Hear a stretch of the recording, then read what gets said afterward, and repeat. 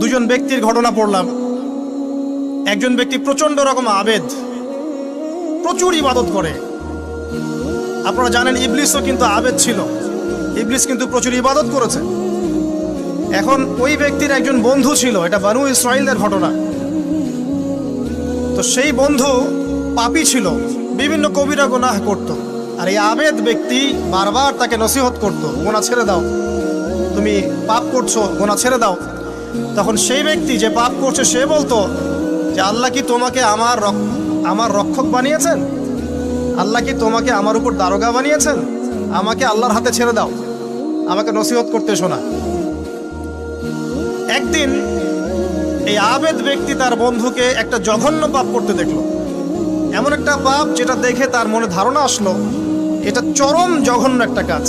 তখন সে মুখ ফসকে বলে ফেললো যে আল্লাহ তোকে আর মাফ করবে না, আল্লাহ তোকে জান্নাত দিবে না। আল্লাহ রাব্বুল আলামিন মালাকুল মউতকে এই দুজনের কাছে পাঠালেন, দুজনের রূহকে কবজ করা হলো। এবার আল্লাহ পাক তার সামনে তাদেরকে উপস্থাপন করে বললেন যে তোমাকে আমার রহমত সম্পর্কে কে গ্যারান্টি দিয়েছে যে আমি কাউকে রহমত করব কি করব না?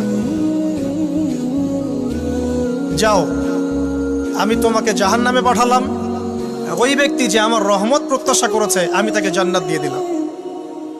দেখুন, এই হাদিসটা শুনলে মনে হয় বাহ্যিক হয়তোবা মুখের একটা কথার কারণেই সে জাহান্নামে চলে গেল। আসলে বিষয়টা এমন নয়। বিষয়টা আমি আপনাকে বোঝাচ্ছি। বিষয়টা হচ্ছে ইবলিসের মতো। ইবলিস কিন্তু শুধু মন থেকেই বলেনি যে খলাকতানি মিন নার ওয়া খলাকতাহু মিন তিন, আমি কেন তাকে সিজদা করব আদমকে? আদম তো মাটির তৈরি আর আমি তো আগুনের তৈরি।